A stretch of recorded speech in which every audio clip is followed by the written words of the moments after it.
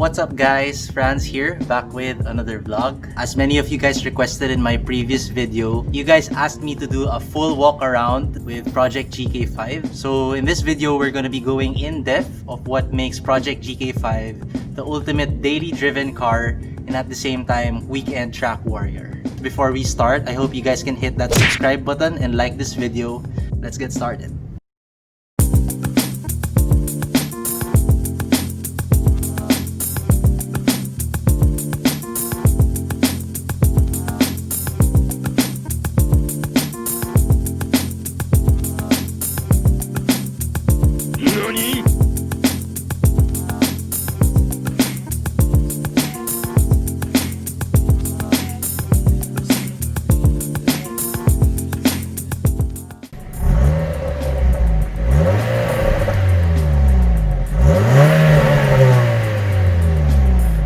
So this is it guys, this is my 2018 Honda Jazz GK5.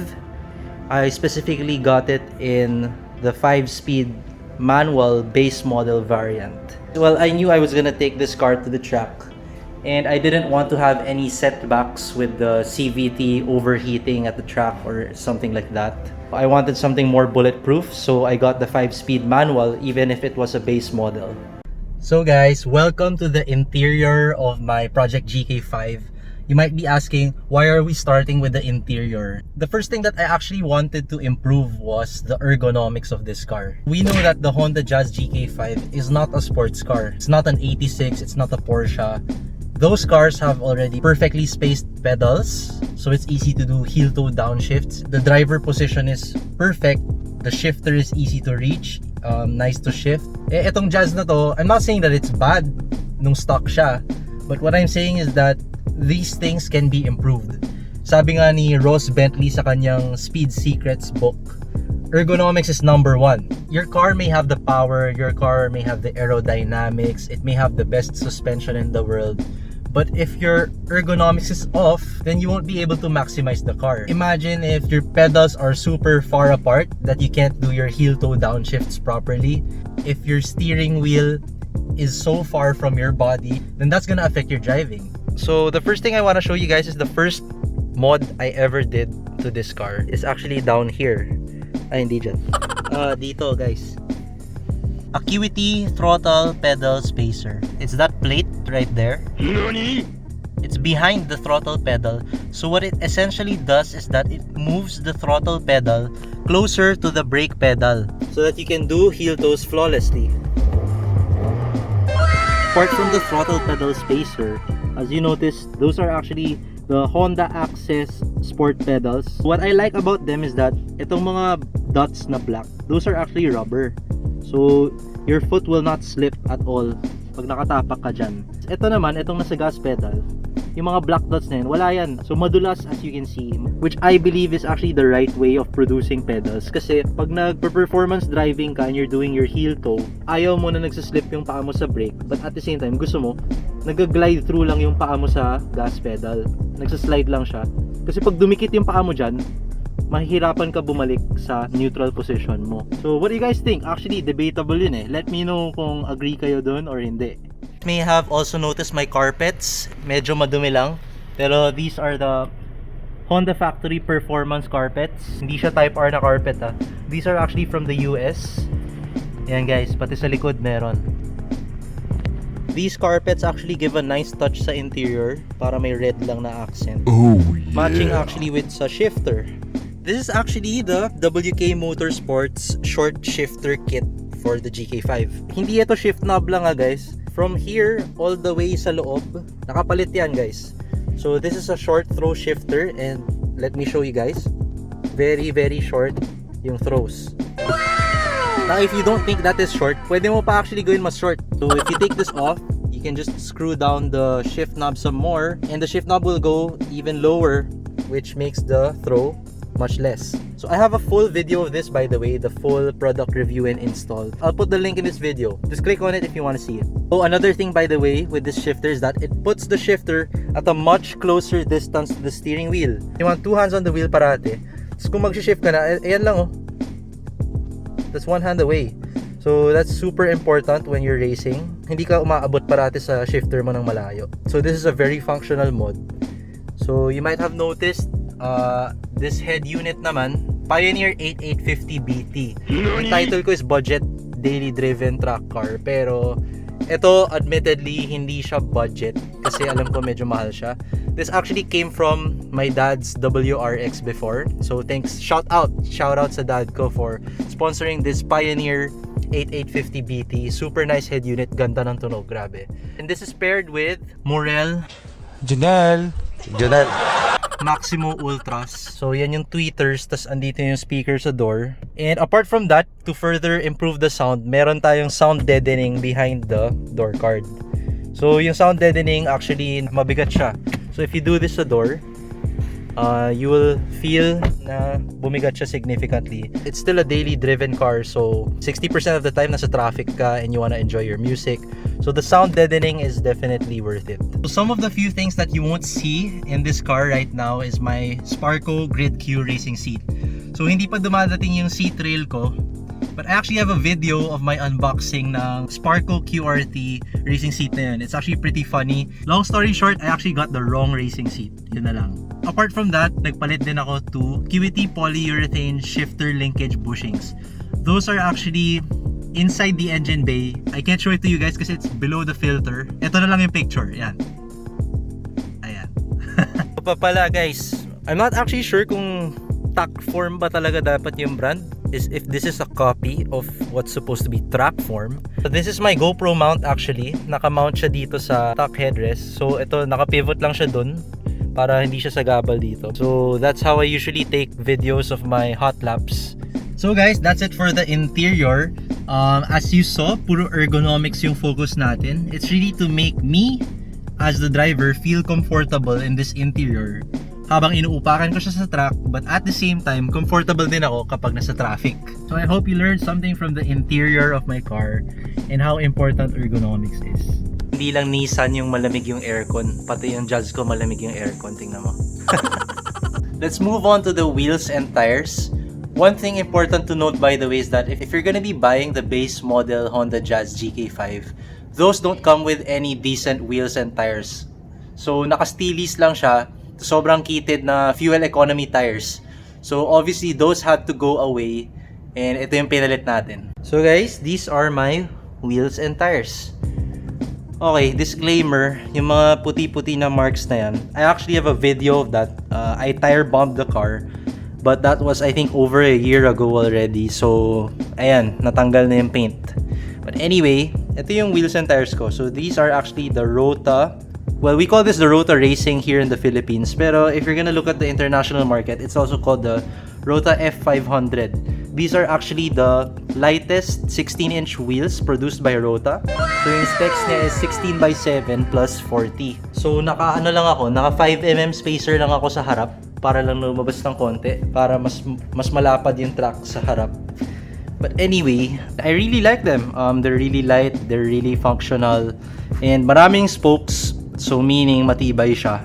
And then if you look closer, ito ay Orig na race engineering valve cap and also valve stem. So ayan, Orig na race on a Rota. And here, as you can see, nangangalawang na siya. But these are actually the KOA lug nuts. Original din yan. So there's no reason guys to not go original on your hardware components sa wheels ninyo. I mean, itong Rota, you might say it's fake, but dude, it's functional. If it breaks, I can easily replace it because it's cheap. And guys, for my tires, these are the Michelin. Huwag na nga, iba na lang gamitin natin. These are actually the Michelin Pilot Sport 4 tires. Again, this is the Michelin Pilot Sport 4, not the 4S.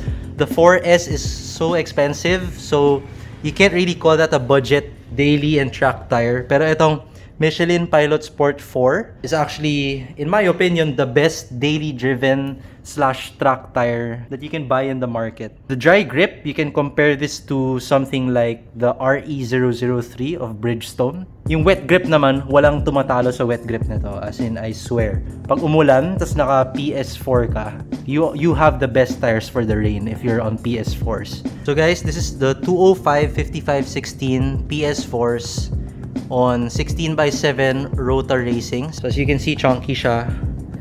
In an ideal world, guys, I wouldn't be actually running the 205 5516. Yung total height ng tire nagiging malaki kasi 55 series siya. If you actually measure the height of these tires, para akong naka 18-inch rims sa Jazz ko. The reason why I chose this is because I need to drive it every day around the streets of Metro Manila, and as you know, sobrang daming lubak sa Metro Manila. And if you have low profile tires, mabibiyak lang yung mags mo, magagasgas. And at the same time, I wanted that fitment, yung konti lang yung wheel gap, medyo mataas pa rin yung ground clearance. In an ideal world, however, I would have gone with a 205 4516. That would give me the lowest overall diameter, and that would give the best possible acceleration with the car. So guys, yan yung wheels and tires na ginagamit ko on Project GK5. Now let's move on to another important section of this car, which is the suspension. Now, itong suspension department na to, actually, ito yung gusto ko talagang pag-usapan. Kasi, for me, this is the make or break of every build. Whether it's a full race car or it's like my car na dual purpose. Ito yung make or break kasi, one, you cannot afford to go all out. Ideally naman, you'd want stiffer springs pero you can't go all out. Sobrang daming lubak, and when you drive your car, you feel like you're gonna be braking your car kasi ganyan. Yan, ganyan, no? At the same time, you'll feel like you're breaking your back. Diba? Kasi gumaganon ka the whole time eh. Yun yung limitation natin dito sa Philippines. Number 2 naman, ito yung make or break kasi I see a lot of Facebook warriors say na, oh, just install coilovers and your car's gonna be cornering a lot better na, it's gonna be ganun. But that's actually wrong. Pa-plug ko na rin dito guys yung isang video, yung roll center adjuster video ko. That will actually explain to you kung bakit coilovers and lowering springs will not make your car necessarily handle better. It might actually ruin your car's performance pa. Enough of my low-key ranting. Actually, high-key nga kasi sinabi ko eh. So anyway, I've actually found the perfect balance between a street setup and a track setup. So guys, this is the current stance of Project GK5. It's currently on K-Sport Control Pro coilovers, 8K spring rates in front and 4K spring rates at the back. And I believe these spring rates are perfect for our streets here in Manila. So these provide comfort but at the same time, better performing spring rates compared to the stock springs. If you guys look closer sa front wheels ko, I'm actually running pretty big negative camber. Ayan, mas kita. So negative 2.5 camber yan. And the way to achieve this is by doing a double eccentric bolt setup. So if you know your car suspension, andito yung strut sa likod, diba?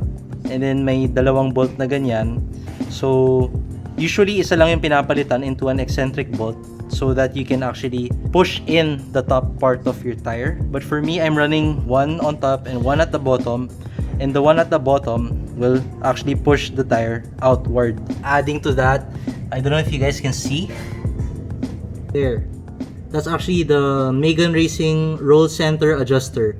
Sobrang important yan. If you get coilovers for your GK5, you definitely need to get these for your car. I also have a Cusco rear sway bar na 16mm. Ayan, medyo mahirap makita. 16mm. So that's actually to help the car rotate sa corners. Another thing that I can't show you guys right now sa suspension department natin is actually the subframe collars that I've installed. So if you go to the Spoon website, makita mo meron sila doon parang rigid collar. So what I did was I found a cheaper alternative. The brand is actually Savanini. And guess what? 2,000 pesos lang yun. And same material siya as the Spoon rigid collar. I installed it on the Project GK5. And wow, I was actually surprised. Meron siyang effect. The car feels less wobbly. Mas confident yung feeling habang nagde-drive ka. So guys, moving on to the brake department of my car. That's B-R-A-K-E, not B-R-E-A-K. Iba yun. The brakes of my car, as you can see, are stock. Yung pinalit ko lang dyan are actually the pads and the brake fluid. For a car this light, you don't really need a big brake kit. Most big brake kits I see only add weight. So that would be detrimental to the performance of the car actually. Talking about my brake pads, those are actually Acre Formula 700C. They're a really good street and track pad. The only real downside to it is that it produces a good amount of brake dust pag ginagamit mo siya. But that is all forgiven, especially pag dinala mo na siya sa racetrack and you start braking hard. Diyan lumalabas yung value ng Acre Formula 700C. Sobrang ganda niya gamitin sa track, I swear. I also changed the brake fluid of this car. What I'm using is actually the Castrol SRF React .4 brake fluid. Admittedly, itong Castrol SRF React is not budget meal at all. This brake fluid is actually the most expensive brake fluid you can actually buy. Itong Castrol SRF React is actually the best brake fluid in the world. Sobrang taas ng wet boiling point ng brake fluid niya. Hindi ka talaga magbe-brake fade kasi ang ganda ng brake fluid na to.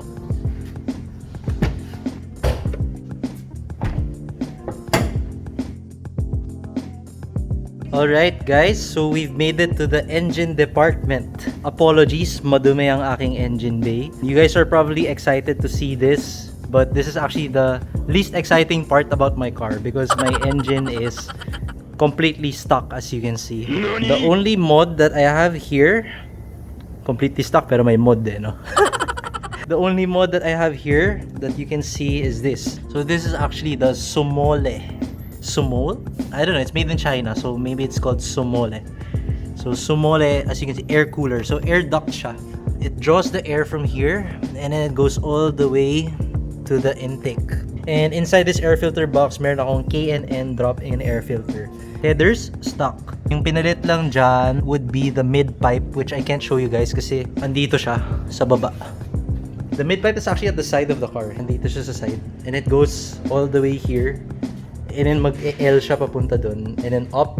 And then it goes to the muffler.